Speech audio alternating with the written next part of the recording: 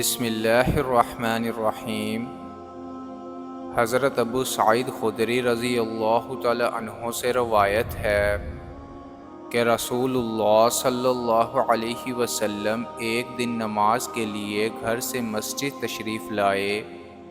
تو آپ نے لوگوں کو اس حال میں دیکھا کہ گویا وہاں مسجد ہی میں وہ کھلکھلا کر ہنس رہے ہیں، اور یہ حالت علامت تھی غفلت کی زیادتی کی۔ اس لیے رسول اللہ صلی اللہ علیہ وسلم نے ان کی اس حالت کی اصلاح کے لیے ارشاد فرمایا، میں تمہیں بتاتا ہوں کہ اگر تم لوگ لذتوں کو توڑ دینے والی موت کو زیادہ یاد کرو تو وہ تمہیں اس غفلت میں مبتلا نہ ہونے دے۔ لذتوں کو توڑنے والی موت کو زیادہ یاد کرو۔ اس کے بعد فرمایا، حقیقت یہ ہے کہ قبر یعنی زمین کا وہ حصہ جس کو مرنے کے بعد آدمی کا آخری ٹھکانہ بننا ہے، ہر روز پکارتی ہے۔ ظاہر یہ ہے کہ زبان قال سے پکارتی ہے، اور اس کی اس پکار کو وہی سن سکتے ہیں جن کو اللہ تعالیٰ سنانا چاہے، اور یہ مطلب بھی ہو سکتا ہے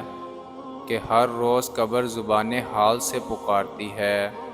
کہ میں مسافرت اور تنہائی کا گھر ہوں، میں مٹی اور کیڑوں کا گھر ہوں۔ اور قبر کی زبان حال کی اس پکار کو تو ہر بندہ ہر وقت سن سکتا ہے جس کو اللہ تعالیٰ نے زبان حال کی باتیں سننے والے کان عطا فرمائے ہوں۔ اس کے بعد آپ نے اس کی تفصیل بیان فرمائی کہ مرنے کے بعد جب بندہ کا واسطہ اس زمین سے پڑتا ہے اور وہ اس کے سپرد ہوتا ہے تو ایمان اور عمل کے فرق کے لحاظ سے زمین کا برتاؤ اس کے ساتھ کتنا مختلف ہوتا ہے۔ چنانچہ آپ نے فرمایا، جب وہ بندہ زمین کے سپرد کیا جاتا ہے تو حقیقی مومن اور مسلم ہو تو زمین کسی عزیز اور محترم مہمان کی طرح اس کا استقبال کرتی ہے اور کہتی ہے، مرحبا، میرا دل دیدہ اور دل فرش را خوب آیا، اور اپنے ہی گھر آئے۔ تمہیں معلوم ہونا چاہیے کہ جتنے لوگ میرے اوپر چلتے تھے ان میں سب سے زیادہ محبوب مجھے تم ہی تھے، اور آج جب تم میرے سپرد کر دیے گئے ہو اور میرے پاس آ گئے ہو تو تم دیکھو گے کہ تمہاری خدمت اور راحت رسانی کے لیے میں تمہارے ساتھ کیا معاملہ کرتی ہوں۔ پھر وہ زمین اس بندہ مومن کے لیے حد نگاہ تک وسیع ہو جاتی ہے اور اس کے واسطے جنت کی طرف ایک دروازہ کھول دیا جاتا ہے، اور جب کوئی سخت بدکار قسم کا آدمی، یا آپ نے فرمایا کہ ایمان نہ لانے والا آدمی زمین کے سپرد کیا جاتا ہے